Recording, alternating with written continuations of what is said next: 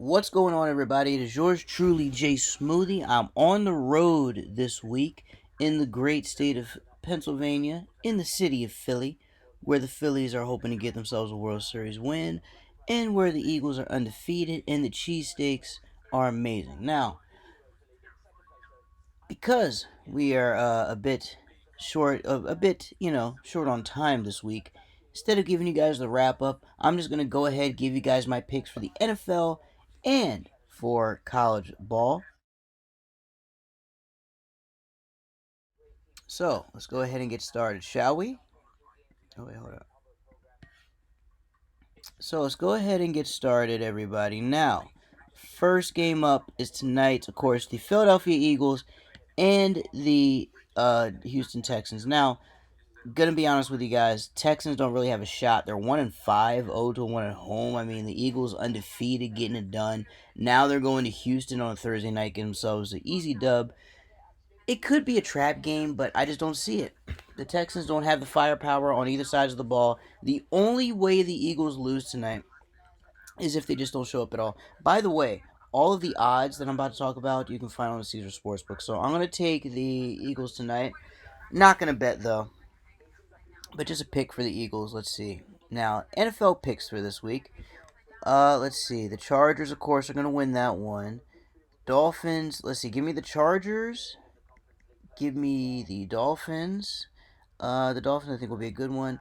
Panthers and Bengals. Let's see. 7. Yeah, go ahead. Give me the Bengals for that. Green Bay only 3.5 against the Lions. I mean, I know it's the Lions, but wow. Packers really have fallen off. 3-5, 1-3 away. I think they get right in this game, but I'll say this, folks. If they lose to the Lions, all hell is going to break loose in Green Bay, and it's going to be Fade City for the rest of the year if they cannot get themselves and their lives together. So I'll take the Packers tonight. Well, I'll take the Packers this Sunday. Colts, Patriots. Give me the Patriots. 5.5 sounds about right. Go ahead and give me them. Bills over Jets. Oh, yeah. Jets are good, but not good enough to beat Buffalo. Vikings and Commanders. The Commanders just shed their owner. Well, they're about to anyway. He's forced to sell due to a criminal investigation into some financial findings, improprieties as they're called. So the Commanders are now playing inspired now that Daniel Snyder will probably be ousted and forced to sell the team. The Vikings, of course, they're 6-1, 2-1 on the road. They have a new offense and a new sort of identity under O'Connell, which is pretty much the running game. Let Patterson, let Cook do what they do. Kirk Cousins will throw a deep here and there, but for the most part, let the running game do it and just kill the clock. Give me the Vikings on the road. It's only 3 points. Give me the Vikings. Raiders, Jags. Kind of surprised the Raiders are -1.5. But go ahead and give me them. The fact that the Jaguars traded for Calvin Ridley while he's suspended says a whole lot. They're down in the dumps right now, or the Jaguars. And now the two 4 o'clock games, Seahawks and Cardinals. Give me the Seahawks. I don't know why the Cardinals are a -2 favorite. They're 3-5, 1-3 at home. Seahawks have a way better record. Geno Smith's had a way better season so far. I think one of the better quarterbacks in the league halfway through the year. So give me Geno Smith and Seahawks for the upset. Let's see, Rams, Buccaneers, Tampa Bay -3. I mean, if the Rams didn't suck, I would pick them. But Brady is an angry man, and even though he's playing like garbage, I think he's going to get those guys right. He's going to basically be up their ass the entire week, especially after being humiliated by the Ravens. So give me the Buccaneers. Kansas City is going to beat the shit out of the Titans. Much expected there. And then, of course, Monday Night Football. Saints, Ravens. Give me the Ravens -2.5. They do better as dogs, but give me the Ravens. By the way, the Ravens signing Roquan Smith from the Bears. It looks like they've upgraded their defense, but here's the problem. They just lost their top draft pick and starting wide receiver Rashad Bateman for the year due to season-ending Liz Frank ankle surgery. So now they're going to rely on Deshaun Jackson and Devin Duvernay to be the playmakers at receivers, along with James Prochet, and maybe a couple of the rookies, but that's not good. Not good for Baltimore. Not good at all. So to recap, Ravens I'll take the Titans. By the way, Chiefs signing that one draft pick from the Giants. I can't think of his name, but he's essentially going to be the next Tyreek Hill. And the Chiefs are pretty much going to take off at this point now that they signed that guy from the Giants. So give me the Chiefs. Give me the Buccaneers over the Rams. Neither team making a big move at the trade deadline. Cam Akers still an upset running back in LA. Give me the Seahawks, who are on the rise, at least for the moment. Give me the Raiders. And by the way, Jags signing Calvin Ridley while the man's serving a season-long suspension for gambling is pretty stupid. Let's see. Give me the Vikings, of course. I will take the Bills over the Jets.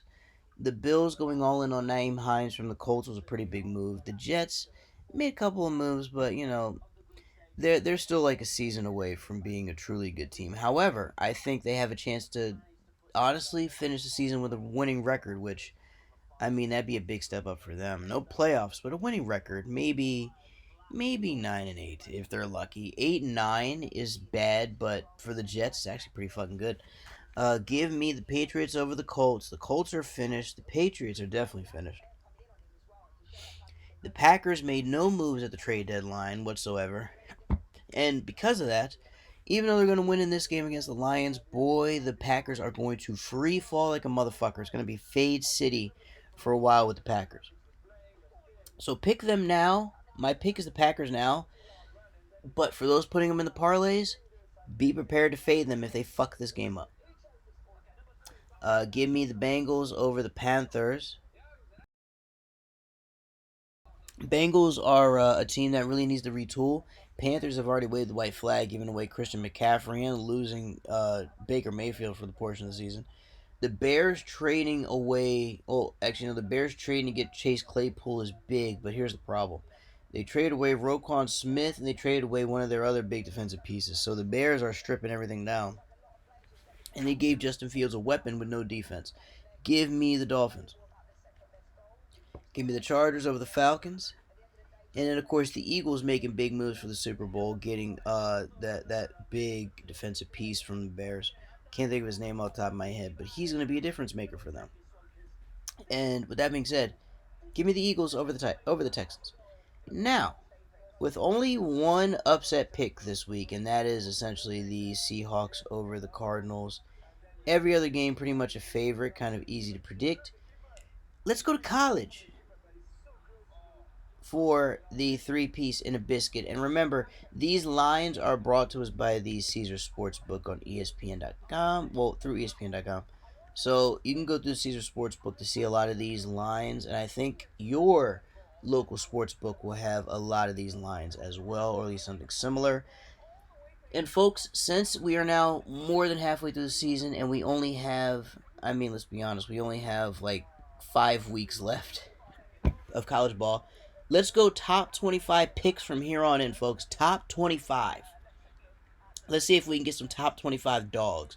And I already see one for tomorrow. Give me Oregon State over Washington. I'll take Oregon State over Washington. I will gladly take them. I think 4.5 is way too big of a line there. Even though Washington has the same exact record as Oregon State, I think it's interesting that Oregon State is ranked and yet they're a 4.5 point dog. I think that's wrong. That is absolutely wrong. So give me them over Washington. Let's see. Ohio Northwestern sounds about right. Texas Tech TCU, no. That line is about right. Way too big. Virginia used to be one of the dogs I pick, but I'm going to fade them because 7 is way too big of a line, of a point difference for me. Tulane, Tulsa, no. Georgia, Tennessee, no. Oregon, no, that's big. Penn State's huge. Jesus. A lot of these lines are pretty big. Now, here's one that's even. Oklahoma State and Kansas. Now, I don't know why this is even. All I have to say is Oklahoma State. If OK State is the dog, along with Oregon State, go for it. Oklahoma State, I think, is a viable dog here. I know they have only one more win overall than Kansas in the same. Well, actually, no, they have a better Big 12 record. So yeah, why is this even? Oklahoma State, better record overall and a better record in conference. I don't get why this is so even. So give me number 18 Oklahoma State to go along with number 23 Oregon State. So Oregon State, Oklahoma State. Let's see what else. We're gonna go for some shorter lines here. Here's one. Texas, Kansas State. Give me Kansas State, man. It's only 2.5 points.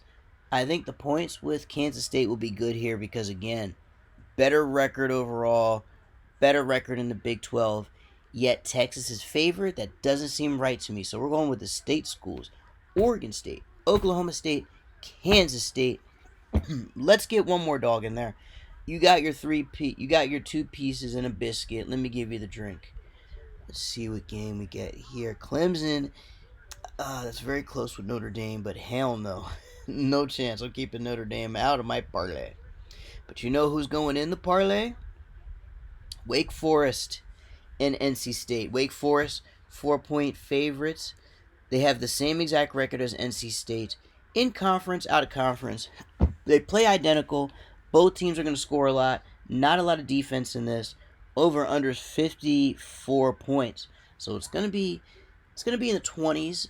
One team hitting the 30s. I think it'll be NC State. So folks, we're going with the state school theme. We're going NC State. So to recap, NC State, Kansas State, Kansas State, Oklahoma State, and tomorrow night, Oregon State. So we're going Oregon State, number 23, at plus 4.5. Plus 4.5 for Oregon. We're going to go, let's see, the line is even, so just go Oklahoma State. They might be a favorite, might be a dog by the time they kick off, but go OK State either way. Kansas State, plus 2.5.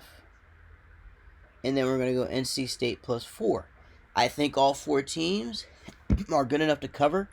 Even if they don't win, I believe they will in fact cover. They will in fact cover, which is always important. So yeah, go with those four state schools. I think those are some good, viable picks for the weekend on the college side. NC State in a close one with Wake Forest.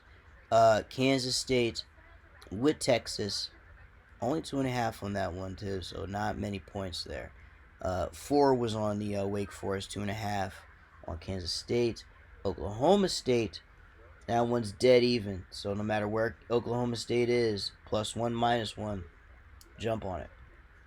And then finally, tomorrow night, 10:30 p.m. ESPN2, Oregon State, Washington. Give me Oregon State plus 4.5. Folks, thank you all so much for tuning in. Very quick, very brief, very short. Your boy is on the road this week. Of course, I'll be doing a live show on the weekend, but yeah, on the road this week. Pretty much on the move. Want to make sure I knock this one out real quick for you guys. Have fun this weekend. Enjoy the games. Make some picks. Make some money. And make some memories. Folks, I will see you all next week with the coverage, of course. We're going to get more into the NFL. We're going to get more into college. Now that we are progressing toward the end of the regular season for college as well as the NFL, we're going to be talking a lot more playoffs, a lot more playoff picture. I'm going to say a lot more bets that are skewed toward, playoff themed bets, of course. So yeah, a lot of good stuff happening on the channel and upcoming on the channel. So folks, thank you all so much again. It is yours truly, Jay Smoothie, and I am out.